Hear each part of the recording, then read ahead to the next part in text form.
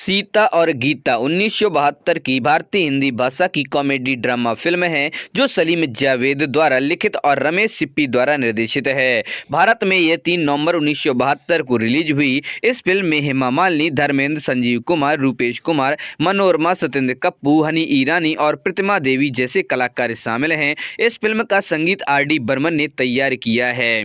बात करें अगर इस फिल्म के बजट और बॉक्स ऑफिस कलेक्शन के बारे में तो इस फिल्म का बजट 40 लाख रुपए के आसपास था, जबकि इसने बॉक्स ऑफिस कलेक्शन 19.53 करोड़ रुपए के आसपास का किया था। बात करें अगर इस फिल्म की कहानी के बारे में तो कहानी जुड़वा लड़कियों सीता और गीता के बारे में है जो जन्म के समय अलग हो गई थीं। लंबे समय से पीड़ित उत्तराधिकारिणी सीता के साथ उसकी पैसे की लालची चाची कौशल्या की बिगड़ैल बेटी शीला और कौशल्या के समान क्रूर भाई रंजीत द्वारा नौकर से भी बदतर व्यवहार किया जाता है।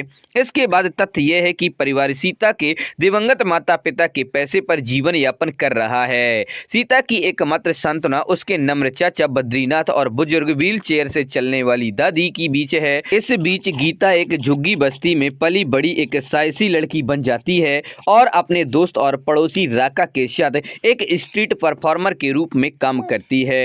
एक दिन सीता ने फैसला किया कि जीवन इसके लायक नहीं है और आत्महत्या करने के लिए घर से भाग जाती है, लेकिन उसके बाद उसे बचा लिया गया, लेकिन उसे गीता समझ लिया गया और गीता के घर ले जाया गया। इस बीच बद्रीनाथ और कौशल्या सीता की तलाश कर रहे हैं और गीता से मिलते हैं। दोनों उसे सीता समझने की गलती करते हैं और उसे अपने साथ आने के लिए मजबूर करने का प्रयास भी करते हैं, लेकिन अपनी कुछ चतुर चालों का उपयोग करके गीता उनसे और पुलिस से बच जाती है जो उसकी तलाश कर रही है। फिर उसकी मुलाकात सीता के भाभी दूल्हे रवि से होती है जो उसे भी सीता मानता है और उसे अपने घर ले जाता है। रवि इस सीता और जिस सीता से वह पहले मिला था उससे आश्चर्यचकित हो जाता है और उसे गीता से प्यार हो जाता है। इस बीच असली सीता गीता के घर पर रह रही है जहां उसकी मुलाकात राका से होती है जो गीता के अचानक सौम्य स्वभाव और घर का काम करने की उसकी इच्छा से आश्चर्यचकित है। जब राका सीता को प्रदर्शन के लिए मनाने का प्रयास करता है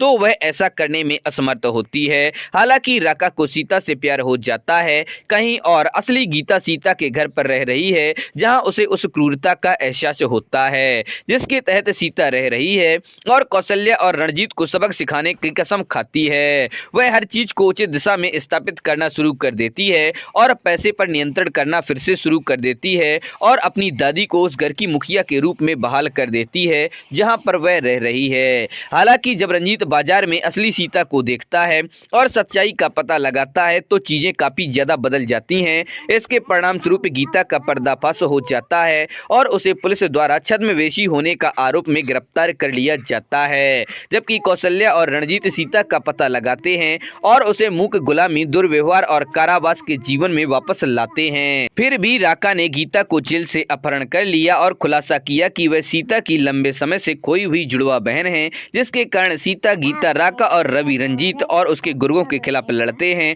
और उन सभी को पुलिस ने उनके अपराधों के लिए गिरफ्तार कर लिया है। अंत में सीता और गीता की दादी बद्रीनाथ और सुधरी हुई कौशल्या और शीला की उपस्थिति में असली सीता की शादी राका से हो जाती है और असली गीता की शादी रवि से हो जाती है। बात करें इस फिल्म के मुख्य कलाकारों के बारे में तो हेमा मालिनी जुड़वा लड़कियों सीता और गीता की दोहरी भूमिका में राका के रूप में धर्मेंद्र, रवि के रूप में संजीव कुमार, रूपेश कुमार रंजीत के रूप में, मनोरमा कौशल्या के रूप में, बद्रीनाथ के रूप में सत्येंद्र कप्पू, सीता और गीता की दादी के रूप में प्रतिमा देवी, शीला के रूप में हनी ईरानी, रवि के पिता के रूप में कमल कपूर, रत्नमाला रवि की मां के रूप में, गीता की पालक मां के रूप में राधिका रानी, राका के दोस्त के रूप में मास्टर रवि, सीता और गीता के छोटे भाई के रूप में अलंकार जोशी, संपत्ति वकील गुप्ता के रूप में करण दीवान, इंस्पेक्टर राणा के रूप में केशव राणा, रंजीत के गुर्गे के रूप में MB शेट्टी आदि सभी लोगों ने काम किया है। बात करें अगर इस फिल्म के गीत संगीत के बारे में तो सभी गाने राहुल देव बर्मन द्वारा रचित थे और गीत आनंद बख्शी द्वारा लिखे गए थे।